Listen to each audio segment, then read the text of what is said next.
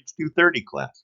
This lecture will be on Islam and medieval Christianity and focus on the Song of Roland as our final reading for the class. We will begin with the birth of Islam.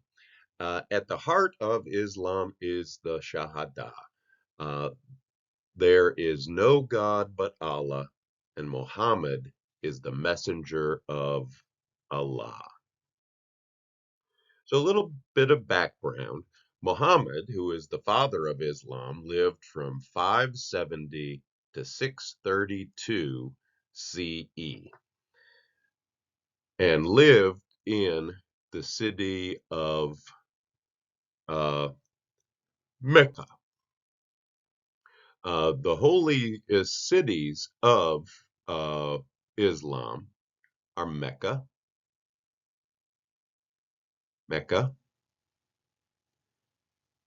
Medina, and Jerusalem. It is no accident that Jerusalem is part of a holy city for Islam. It shows the profound connection among Judaism, Christianity, and Islam, all of which see Jerusalem as a holy city. So let's start by talking about the world in which Muhammad was born. The region of the Arab world was dominated by three monotheistic faiths. First, Judaism, that traced its lineage back to Abraham and Moses and the holy scriptures of the Hebrew Bible. But Christianity was spreading throughout the region as well.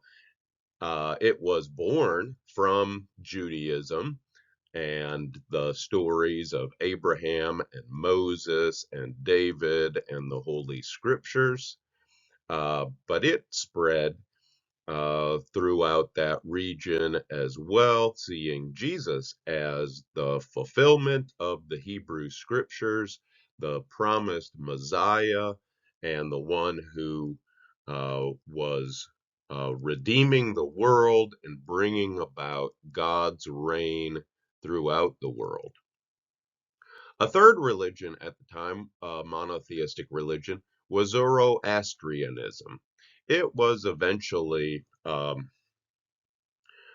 disappeared as Christianity and Islam came to be the dominant monotheistic faiths along with Judaism. There were also a number of local religions that had all of the characteristics we associated with religion in the time of Gilgamesh and ancient Athens. The polytheistic and animistic religions that were also tribalistic. Each tribe, each group had its own gods and goddesses and so on. And the high god, the god sort of the equivalent of Zeus in the Greek pantheon of polytheistic gods, was Allah. Now, Muhammad was born in Mecca in 570 CE, which was a center of trade, and it was the location of the Kaaba, a holy site for all of the um, tribes in the area. Muhammad was orphaned at a very young age, 6 years old, and survived by working for Khadijah, a woman merchant. And he traveled throughout the region on the trade caravans owned by Khadijah. Finally, when he was 25 years old, he married Khadijah when she was 40. and she was a strong supporter of him and of Islam throughout their lives. Muhammad also regularly during their marriage went into the wilderness to contemplate the fate of his people. He wanted to bring unity to the Arab Peninsula, which was divided by all these different tribes with their different gods and religions and so forth. Muhammad became the prophet of Allah through direct revelations from Allah through the angel Gabriel, which became the holy scripture of Islam called the Quran. Muhammad believed that there was only one God and that he was the last in a series of prophets that included Abraham, Moses, and Jesus. And if you read the Quran, you will see the overlap between Judaism, Christianity, and Islam. That includes many of the same stories and heritage. Uh, but Muhammad saw himself as the final prophet who brought God's final and complete revelation. Now, as he spread his teachings about Allah and presented himself as the prophet of Allah, he encountered a lot of hostility to his teachings in Mecca. And in September of 622, he migrated to Medina with all of his followers. And in Medina, they created a charter in which Islam was established as one of the clans. And in Medina, there was religious freedom. All different groups could worship their different gods in whatever way they saw fit. But Muhammad, because of his reputation for fairness and justice, was made the judge and arbitrator of the disputes among the different clans.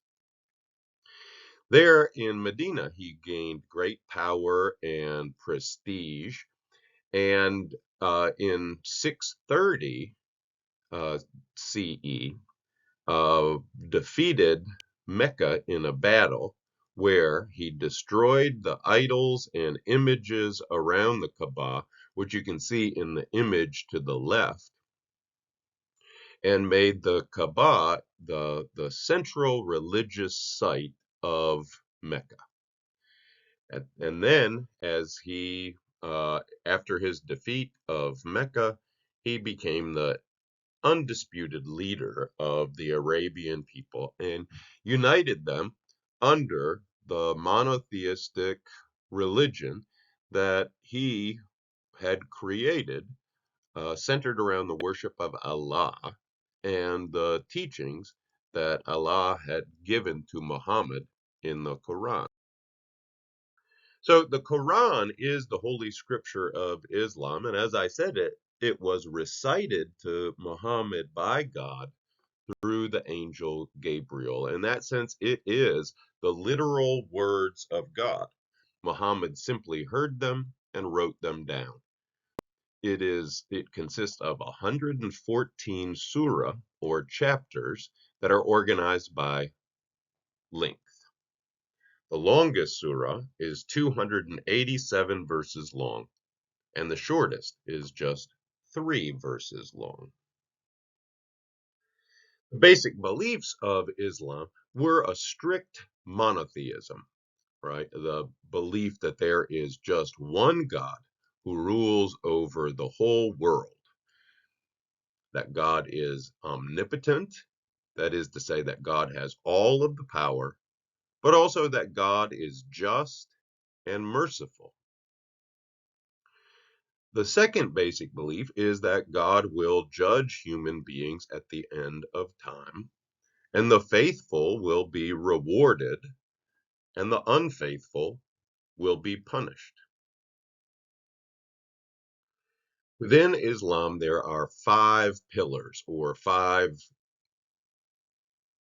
um, central practices that all good Muslims must follow. The first is the Shahada that I shared with you already, the basic creed or belief of Islam that is captured in the statement, there is no God but Allah, and Muhammad is his messenger. The second pillar is Salat, or daily prayer. Muslims are required to pray 5 times per day. The third is zakat, or almsgiving. It is a requirement for Muslims to share their possessions with widows, orphans, and the poor. And here I hope you'll that reminds you of Judaism and Christianity, both of which say God has a special concern for widows and orphans and the poor, and that the followers of God should likewise have a special concern for and care for widows, orphans, and the poor. The fourth is Som, or fasting. And this is the requirement for daily fasting during the month of Ramadan, the holy month. And fifth, the Hajj, or the pilgrimage. All Muslims are required to make a pilgrimage to Mecca and the Kaaba once in their lifetime. So, having gone over the basic history of Islam and its basic beliefs or practices, let's look at how it spread around the Arab world at the time. Well, see, during uh, and soon after Muhammad's lifetime, Islam had spread throughout the Arabian Peninsula. In just 30 years after that, it had spread further through North Africa, Egypt, and so on, and into uh, the eastern part of the Arabian Peninsula.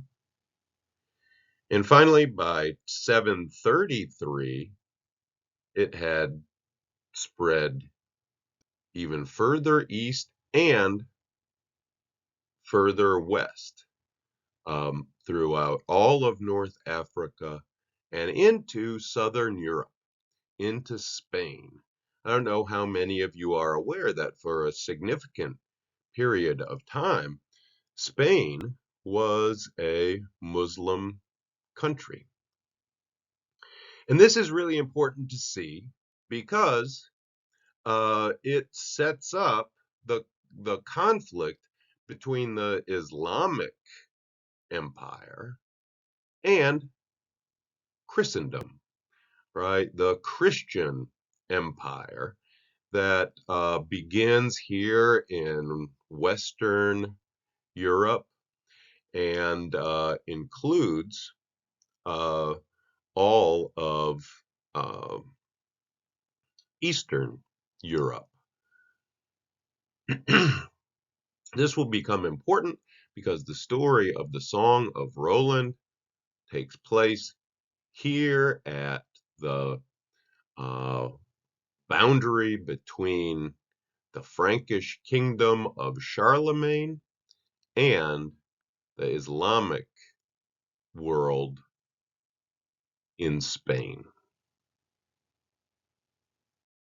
So let's talk a little bit about Christianity in Western Europe. At the same time that Islam was spreading throughout the Arabian Peninsula and North Africa, Christianity was spreading throughout Europe.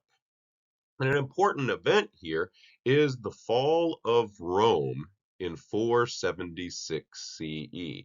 Right? Remember, at the time of Jesus, the Roman Empire ruled the whole world and in many ways made it possible for Christianity to spread throughout Europe because of the uh, roads and transportation and communication that was created by the Roman Empire. However, the Roman Empire collapsed in 476, leaving a power vacuum in Western Europe. There was no central authority uniting all the people, and this gave rise to feudalism in Europe, in which local strongmen would provide protection for the communities of farmers in the region. And they really were just uh, war warriors who would protect and control and exploit the local people. Then, over many generations, those local warlords would create relationships with one another, um, through which um, more larger and more powerful units of organization were created. So the local lords would control their own territory, but they would uh, pledge their loyalty to a stronger strongman who would be in charge of the whole region until you finally got up to the various kings and eventually uh, the emperor. Throughout this time, as Christianity was spreading in the area, we see an effort to Christianize the warrior classes who were responsible for protecting the communities of farmers and fighting for the warlords who they served, and so on. This led to the creation of the chivalric code, the code of chivalry, which required of them courage in battle, loyalty to their earthly lords, and the Christian faith.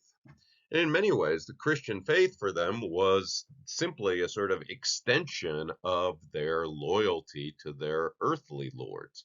They served their earthly lords who um, were united in a relationship to a king, and above that king was God. And so the whole organization of medieval feudalism was based on loyalty to those above you, leading ultimately to loyalty to God.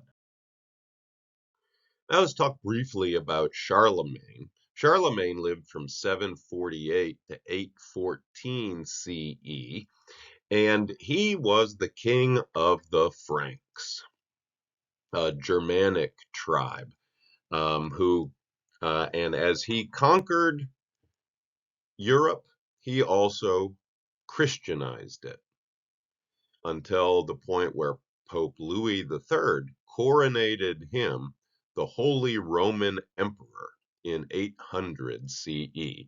He was seen as the emperor of all of Christendom, or the kingdom of Christians. And he spread Christianity not simply through the process of converting them, but converted them through force and the threat of death and killing those who would not convert. We will see that in the Song of Roland as well. So, in many ways, Christianity spread throughout Europe at the end of a bloody sword. So, here we see the empire of Charlemagne as it spread throughout his life. It starts here in what is now the sort of central France. But it spreads throughout all of Europe, more or less, right? And here is the borderline with Spain, which is at that time an Islamic kingdom.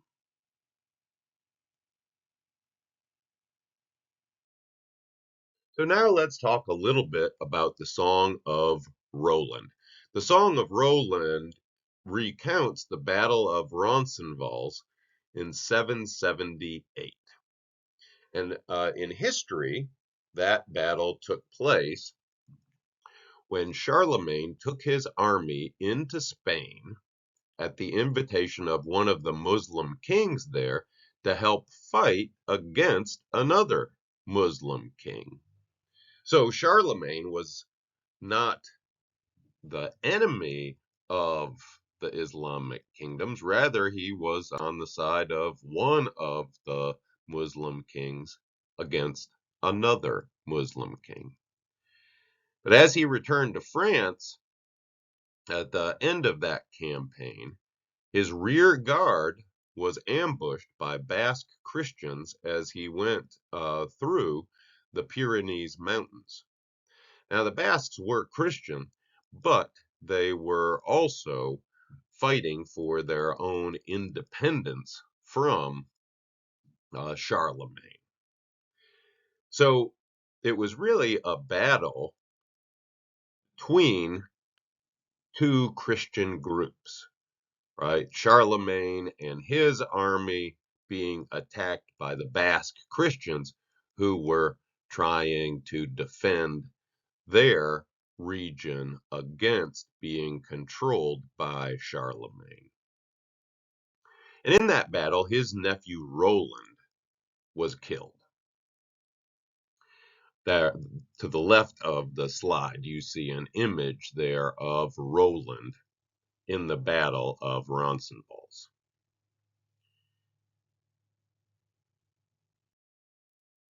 The Song of Roland itself, the great story and poem, was written about around 1100 CE in France. Now, this was the time of the Crusades. That is the time when Christian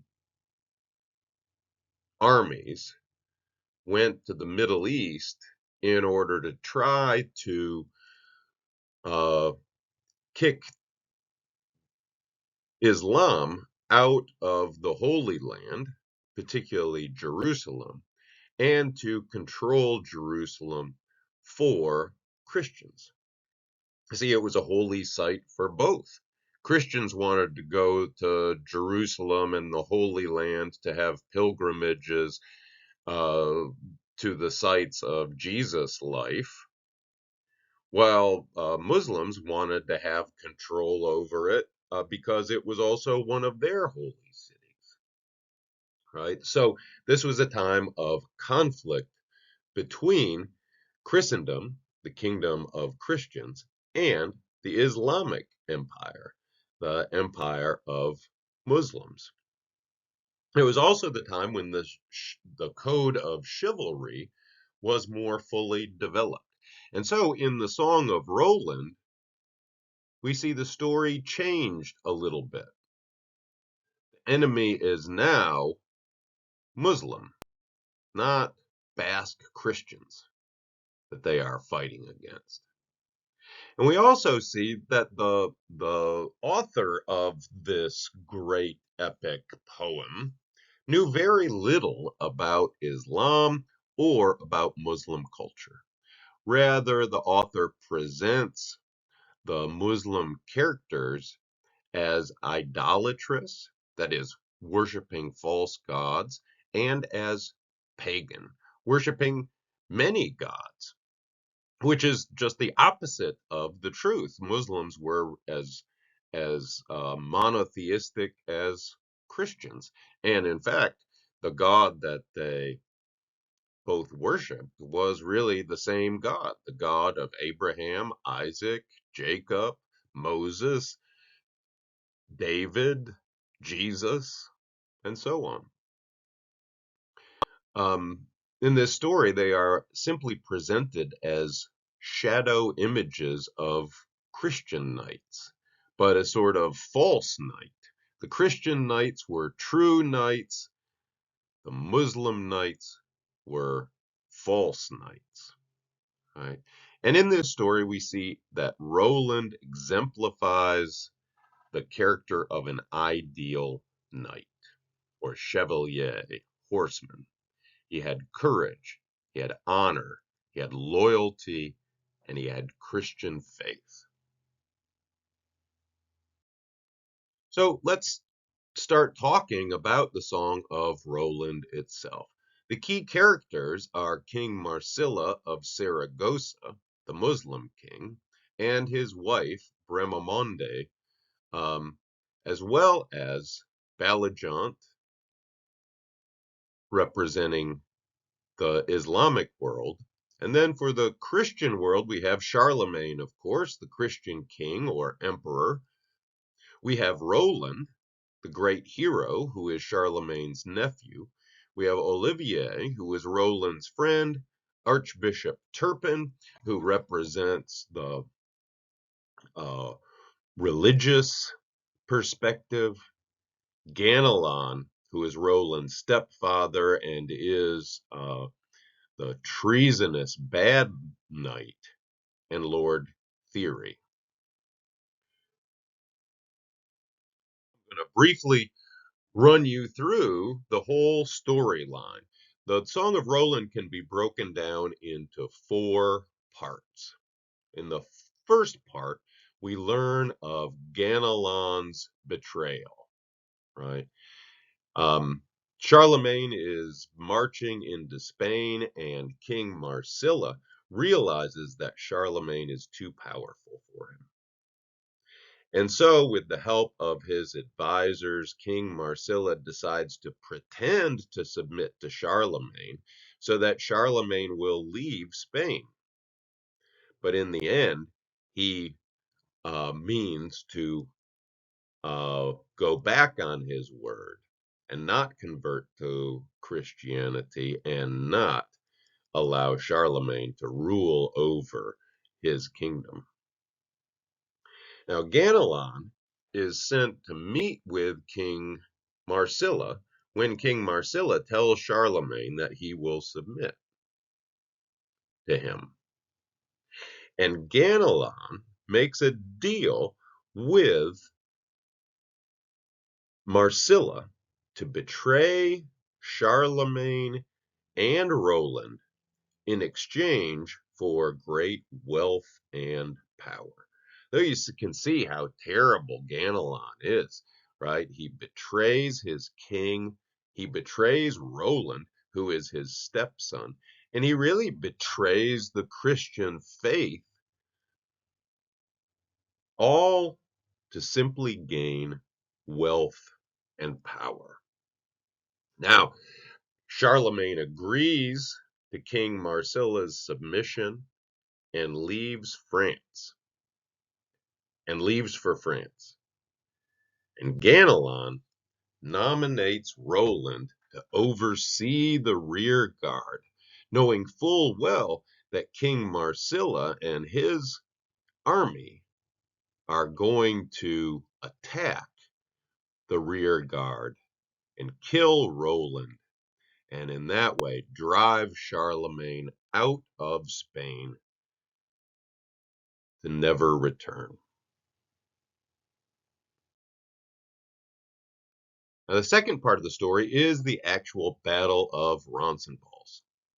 And there in parentheses, you see the chapters or lines,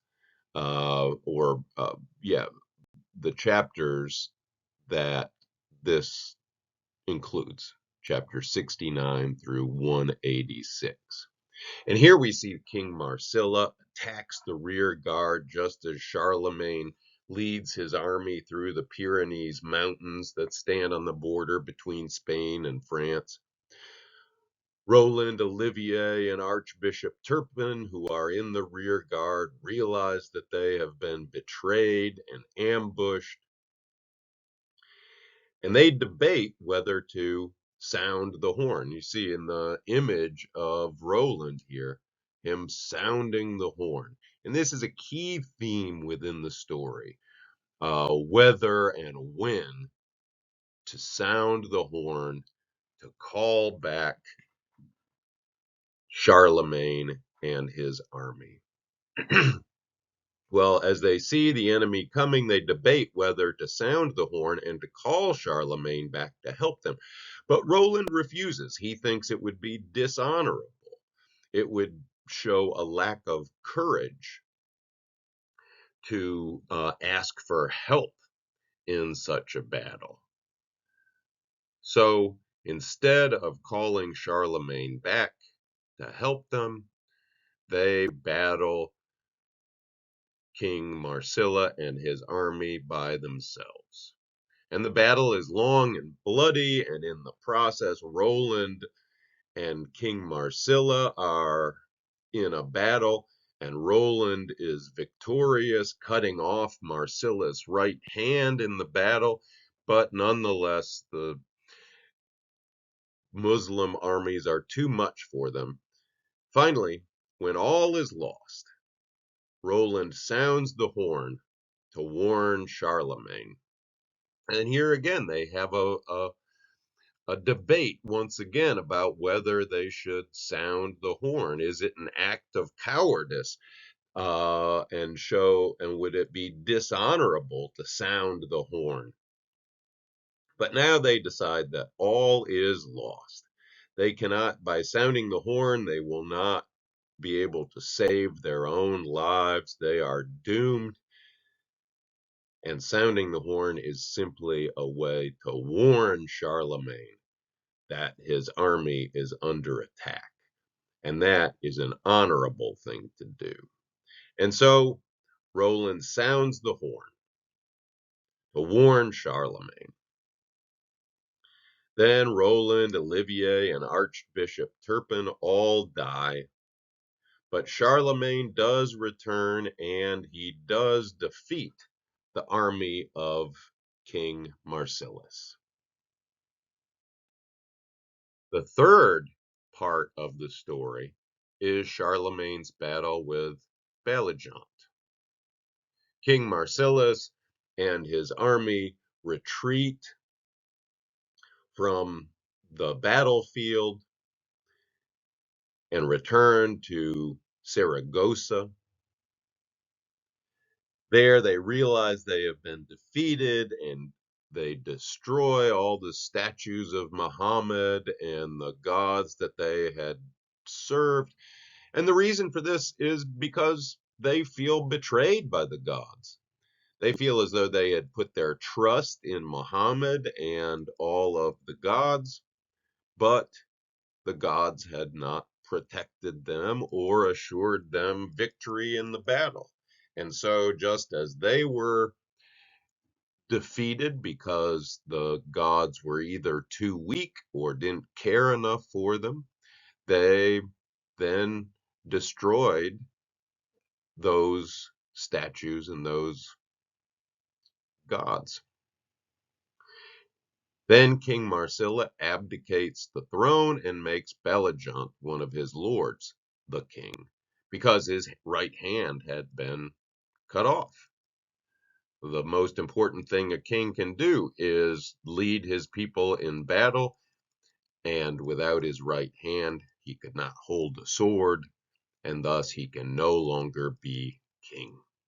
And so he abdicates the throne and makes Baligiant the king. Then Charlemagne, in order to revenge Roland's death, leads his army to Saragossa and uh, has a battle with Baligiant.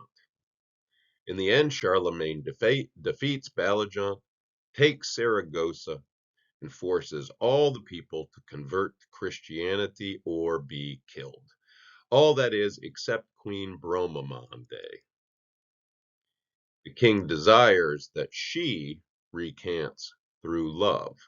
In other words, he doesn't want her to convert to Christianity out of fear of death, but rather to be convert to Christianity out of love for God. The rest of the people, however, he is happy to have convert through fear. The last section of the story is the trial of Ganelon, but it's not a trial like you and I would understand. Charlemagne returns to France, and he puts Ganelon on trial for treason.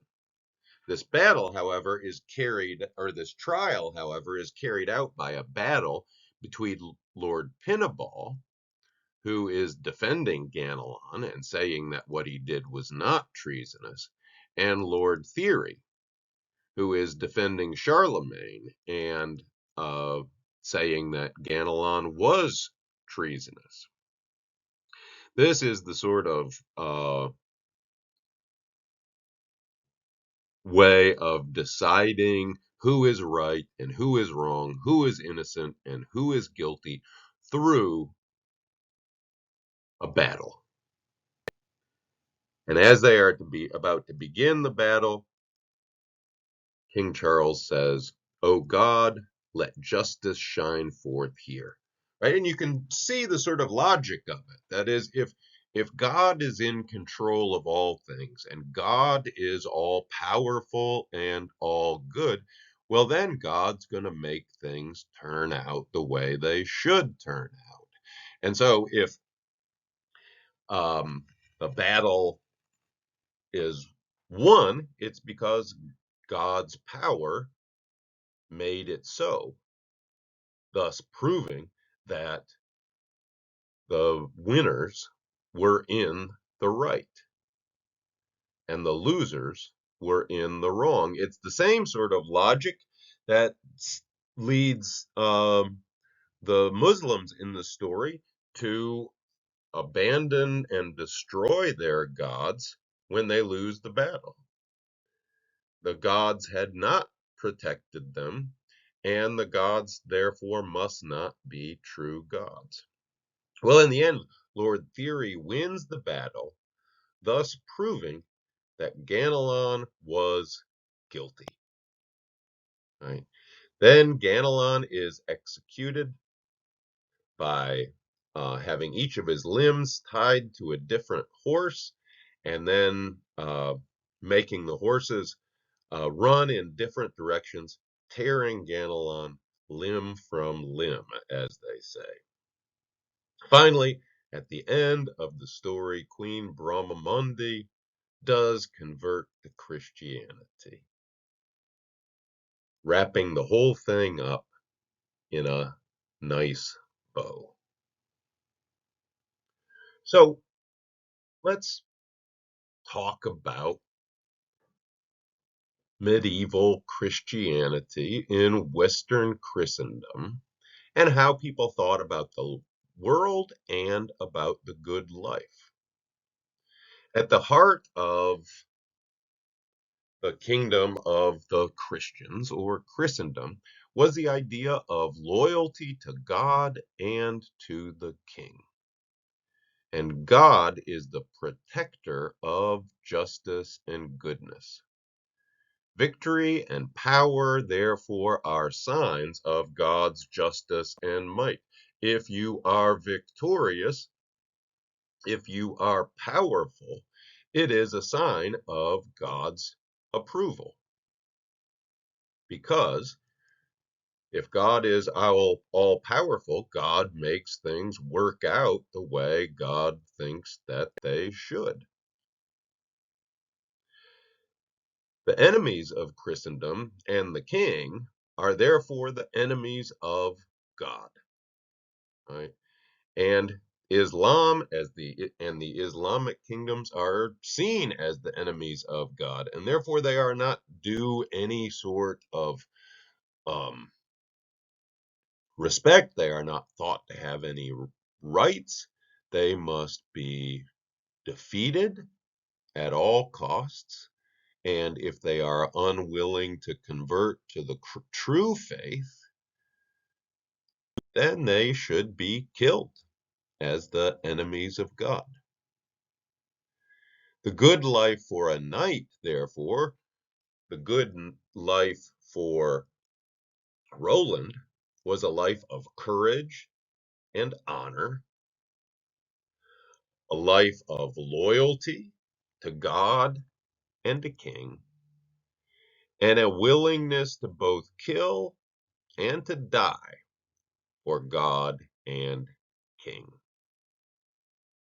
At the heart of the good life is a sense that life itself and preserving life is not the most important thing, right? To die a dishonorable death is the worst thing that could happen. To live a dishonorable life is just as bad. Better to die with courage and honor uh, out of loyalty to God and King than to live a long life full of prosperity. And that's exactly what Roland does. He would rather die than uh, be dishonored by showing his fear of the enemy and thus blowing the horn to call for help.